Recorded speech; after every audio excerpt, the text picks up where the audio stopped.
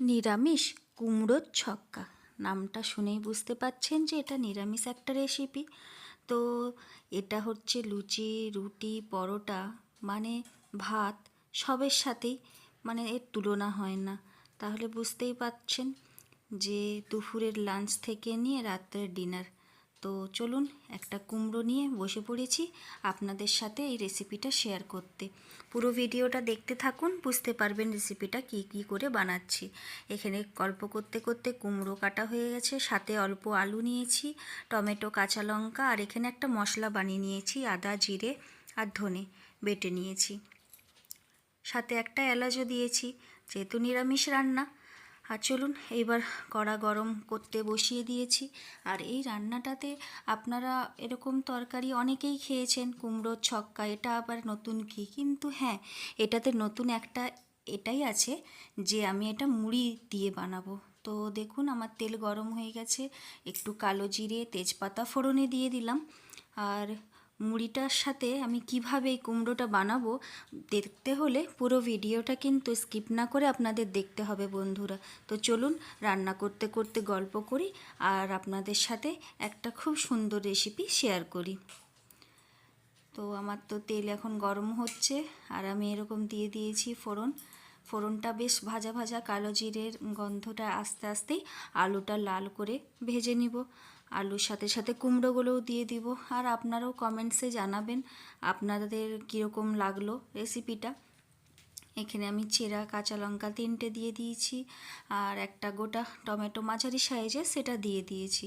এগুলো আমার একটু ভাজা ভাজা হতে হতে আমি এই কুমড়োটাও কিন্তু এরই সাথে লাল লাল করে ভেজে নেব। তো এটা এখন নাড়া চলছে আমার। আর এর ফাঁকে আমি একবার মুড়িটাও কিন্তু গুঁড়িয়ে নিব, তবে এখন না, এবার আমি কুমড়োগুলো দিয়ে দিলাম। আর মাঝে মাঝে তো ইচ্ছে করে খুব কম তেল মশলা দিয়ে কিছু স্পেশাল কিছু খেতে। আর নিরামিষ দিনে অনেকেরই ভাবনা চিন্তা থাকে যে কি বানাবো, কি করে বানাবো। তো বাড়িতে যেরকম এরকম যদি কাঁচা কুমড়ো থাকে, তো বন্ধুরা একবার আমার মতন করে এরকম বানিয়ে দেখবেন। আঙুল চেটে চেটে কিন্তু প্রত্যেকেই খেয়ে নেবেন, বাচ্চা থেকে বড় সবাইয়েরই কিন্তু এই রেসিপিটা খুবই খেতে ভালো লাগবে। আর কুমড়ো তো আমাদের শরীরের জন্য খুব হেলদি জিনিস। তো কুমড়ো তো বাচ্চারা এমনিতেই খেতে চায় না, কিন্তু তাদেরকে যদি এইভাবে বানিয়ে দিবেন তো দেখবেন তাদেরও কিন্তু খুব ভালো লাগবে খেতে, আর তাদের শরীরের জন্য খুব ভালো হবে। আর এবার আমার কুমড়োগুলোও হালকা হালকা ভাজা হয়ে এসছে। এবার এটাতে আমি আস্তে আস্তে করে সব গুঁড়ো মশলাগুলো দিয়ে দেব। এবার আমি স্বাদ মতন লবণ দিয়ে দিচ্ছি। তো কুমড়োটা তো মানে একদম কচি আছে, কাঁচা। তো পাকা কুমড়ো হলে আরও ভালো লাগতো। তাহলে এটাতে আমি একটু পরিমাণ মতন চিনিও দিব, যাতে ব্যালেন্সটা ঠিক থাকে। তো এখন নুনটা ছড়িয়ে দিলাম, নুনটা দিয়ে ভালো করে একটু নেড়ে নিব। আর টমেটোগুলোও নুনে পড়লে সেগুলো কিন্তু আস্তে আস্তে নরম হওয়া শুরু হয়ে যাবে, যাতে জলদি টমেটোগুলো নরম হয়ে গলে যায় একদম। আর নুনের সাথে সাথে হলুদটা পরিমাণ মতন দিয়ে দিলাম। আর এগুলো বেশ ভাজা ভাজা হয়ে যাচ্ছে। এবার আমি যে বেটে রেখেছিলাম একটা মশলা, সেইটা দিয়ে দিলাম। সেইটা দিয়ে ভালো করে এবার আমি শুধু কষাতে থাকবো। আর দেখতেই পাচ্ছেন লবণ হলুদ পড়ার পর কেমন মানে আস্তে আস্তে কুমড়ো যতটা ছিল ততটা কিন্তু আর দেখাচ্ছে না, অনেকটাই মজে গেছে পুরো। আর যতটা আরও ভাজা হবে, কষানো হবে, ওটা কিন্তু আরও আস্তে আস্তে কমে আসবে। আর খুব সুন্দর কষাতে হবে কিন্তু। এরপরে আমি একটু কাশ্মীরি মির্চের পাউডারও একটু দিয়ে দিলাম, যাতে কালারটা খুব সুন্দর আসে। আর টমেটোগুলোও কিন্তু আমার একদম গলে গেছে, আর মশলাটাও ভাজা হয়ে এসছে, ভালোভাবে এর সাথে কষে গেছে।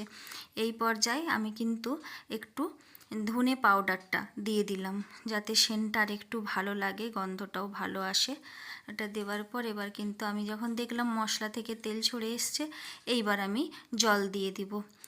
তো আমি রাতে রুটির সাথে করছি এটা, তো জলটা বেশি দেব না। যদি ভাতের সাথে থাকতো তাহলে আর একটু গ্রেভিটা রাখতাম, কিন্তু রুটির সাথে হবে বলে বেশি গ্রেভি মতন রাখবো না, জাস্ট এটা ফুটবে আর মশলাগুলো জলের সাথে মিশে যাবে, সেই হিসাবে দিব।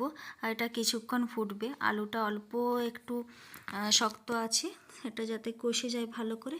আর এবার আমি এটাকে ঢাকা দিয়ে একটু মুড়িটা গুঁড়ো করব। দেখুন আমি 2 চামচ মতন মুড়ি নিয়েছি, এগুলো আমি রুটি বেলনার সাহায্যে একটু পাউডার মতন করে নিচ্ছি। আর এখানে আমার ঝোলও ফুটা শুধু মানে হয়ে এসছে, আর আলুটাও সেদ্ধ হয়ে গেছে। এই সময় আমি নামাবার আগে কিন্তু মুড়ি গুঁড়োটা দিয়ে দিব। আর যেহেতু মুড়িটা দেওয়ার পর এটা টান টান হয়ে যাবে, সেই জন্যে একটু মানে জল জল থাকবে, সেই সময় কিন্তু আপনারা এই মুড়ি গুঁড়োটা দিবেন। একবার আমার মতন এরকম বানিয়ে দেখুন, দেখবেন খুবই সুস্বাদু হয়েছে। তো চলুন, মুড়ি গুঁড়োটা দেওয়ার পর অল্প একটু মানে ফুটে ফুটে যাবে, সেই মতনই হবে। আর বেশিক্ষণ আমি কিন্তু মুড়িটা দেওয়ার পর ফুটাবো না, যতটা আমার দরকার লাগলো 2 চামচ মতন মুড়িতে যতটুকু পাউডার হয়েছিল সেইটাই দিয়ে দিলাম। এবার আস্তে আস্তে এটা পুরো ঘন হয়ে যাবে। এই দেখুন ফুটছে কি সুন্দরভাবে। আর আস্তে আস্তে এটা একবারে মানে মাখো মাখো বেশ হয়ে যাবে।